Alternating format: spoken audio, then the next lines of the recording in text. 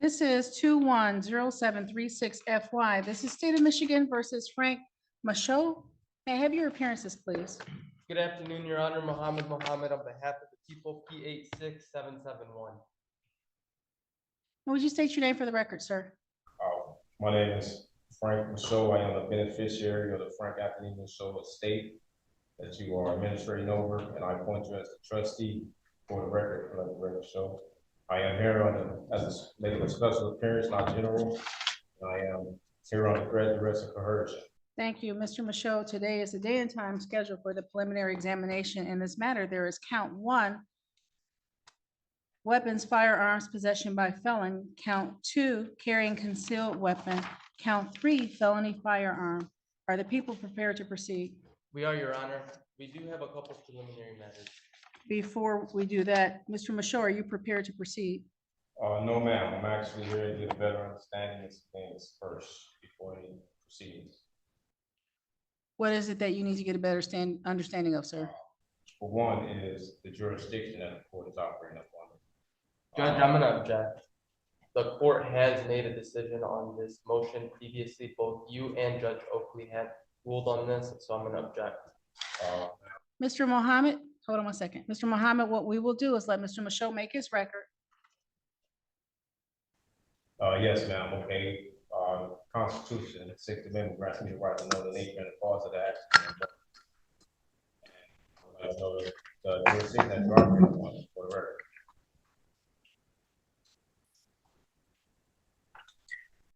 The next thing, sir.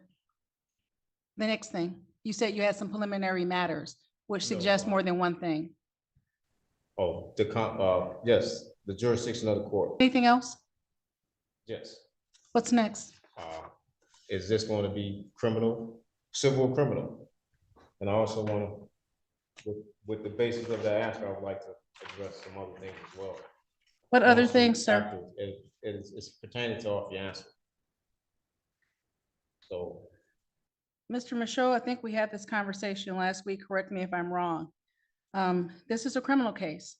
It is alleged that on February 23rd, 2021, at the Detroit Metro Airport, which is located in the city of Romulus, you committed the following: that you did possess and or transport and or purchase a firearm when ineligible to do so because you've been convicted of violation of Controlled Substance Act 333.740124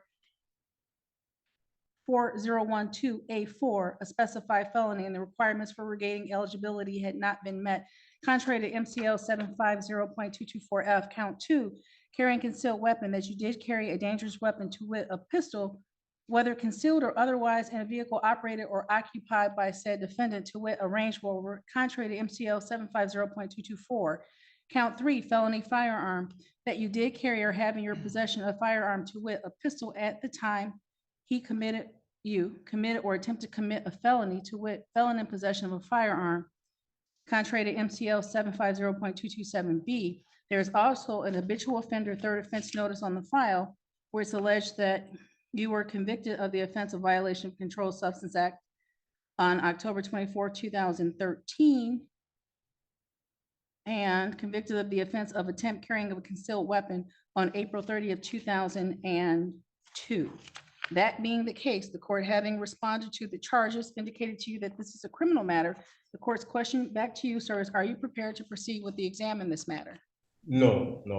You still haven't stated the jurisdiction of the court for the record. I have identified this court as the 34th District Court to you before, sir, and I will renew that indication to you. Are you prepared to proceed with the exam? No, because Oakley stated that the jurisdiction of the court was Michigan statutes, and that's not what you're saying today. Chief Judge Brian Oakley, you had a conversation with him about a month ago. We're having a conversation, well, we're having a hearing today. And sir, we're doing one of three things today. We are proceeding with the exam, you're waiving the exam, or we're adjourning this matter. Your response to my question right now is one of those three things. What are we doing this afternoon? And you also stated that you addressed me having questions, and I had another question pertaining off your answer, and I wanted to read that. Mr. Michaud, no, we're not doing this afternoon. Exam, waiver.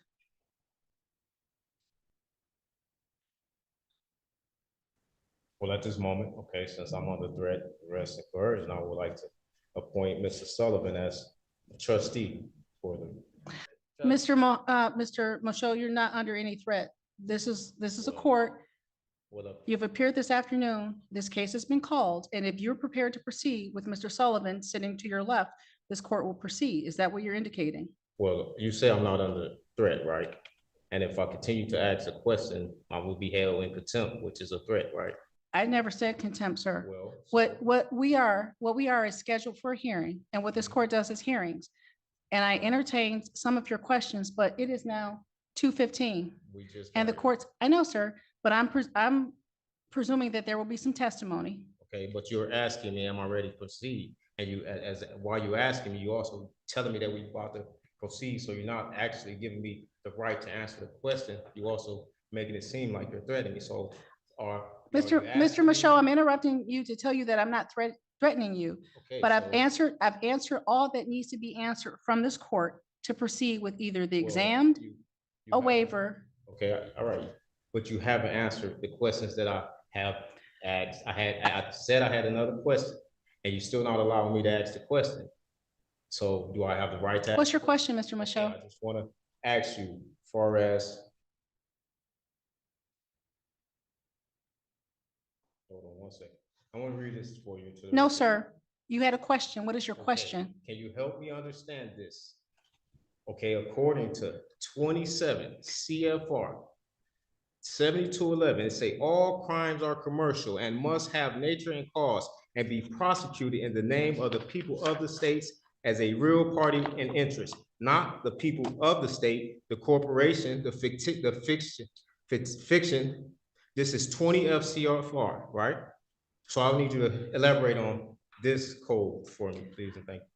Mr. Michaud, this court will decline to elaborate or respond to that because this afternoon we are here to determine if the prosecution is able to show that a crime has been committed and that probable cause exists to believe that you are in commission of that crime. That is what we're doing this afternoon. I understand, but Okay. this says that possession of a deadly weapon is a commercial crime, so we have to I need to have a better understanding if this is a commercial crime. You said this is a crime, and there is no injured party where I hurt anyone. You haven't gave me the right to face my accuser, and it tells me under this code, 27 CFR 72.11, all crimes are commercial. A deadly weapon is considered a commercial crime. So how, I understand that commercial is civil, but you're telling me this is criminal. So how is it criminal? And it says if there must be an injured party for a corpus delicti, for the record, an injured party, and you haven't presented an injured party for the record. So, I mean, can you elaborate on what jurisdiction you operate under? Is this Mr. Michaud, civil or criminal? Because it doesn't make sense to me. You can say that again. It doesn't make sense to me. So- Mr. Michaud, you're asking a compound question, so I'm going to try to answer it. Last week and just now, you indicated a right to face your accusers. And you indicated that the court will be presenting something. The court is not presenting anything. The court will take testimony this afternoon and review evidence, documents, videos, whatever it is that either Mr. Mohammed or Mr. Sullivan on your behalf presents to this court. You want the right to face your accusers. I don't know who Mr. Mohammed is calling to give testimony this afternoon. I don't know who, if anyone, Mr. Sullivan is calling to give testimony this afternoon. That being the case, sir, are you prepared to proceed with the exam? Okay, so the Chief Oakley said that he stated for the record that my accuser was the state of Michigan. And here in this code, it says the prosecuted in the name of the people of the states, not as the people of the state of Michigan. So what he said is contradiction to this code, and it's 27 Code of Federal Regulations 27/7211. All crimes are commercial. So I still need to, I don't understand. You were in front of Judge Oakley for a probable cause conference, which is basically a scheduling. Are we having an exam? Is there a plea or is there a waiver? For some reason, that didn't happen with Judge Oakley. You then had a PCC with Judge Green. Then you were with me for PCC last week. I asked you questions, you wouldn't respond, but I tried to answer your questions. And the people twice demanded an exam. And when you would not answer my questions, I scheduled the exam. Mr. Michaud, your only response right now is yes or no. Are you prepared to proceed with the exam this afternoon? Well, under threat and threat, duress, and coercion, I appoint Sullivan as my trustee for the record. This court was in receipt of a sealed copy of Mr. Michelle's record, and Mr. Mohammed proffered to the court People versus Perkins.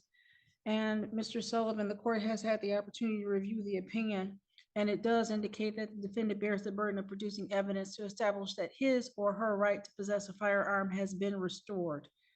That being the case, the court is accepting the certified record that was tendered by Mr. Mohammed. The court also has had the opportunity to hear the testimony of Officer Stempian. And for purposes of this preliminary examination, we'll find that the people have met their burden. And will bind Mr. Michaud over as charged. Mr. Michaud, your next appearance date will be on March the 13th, 2024 at 9 a.m. That will be at the Frank Murphy Hall of Justice. Your previously entered bond with any conditions will continue. By the end of this hearing, the result is crystal clear. The sovereign citizen strategy completely failed. Despite repeated arguments about jurisdiction, commercial law, injured parties, trustees, and federal regulations, the court ultimately found there was enough probable cause to move the firearm charges forward to circuit court. And honestly, that outcome was predictable from the beginning. The prosecution presented the charges. The court reviewed testimony and records. The judge applied Michigan criminal law. And none of the sovereign citizen arguments changed the legal analysis even slightly.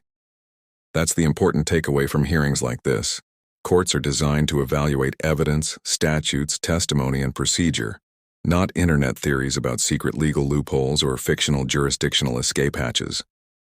In fact, one of the biggest dangers of sovereign citizen ideology is that it often convinces defendants to focus on arguments that have zero chance of success while ignoring the actual legal issues that could affect their case. And in this hearing, you could literally watch that happen in real time. The defendant spent more energy arguing about whether the case was commercial than fighting the actual firearm allegations against him.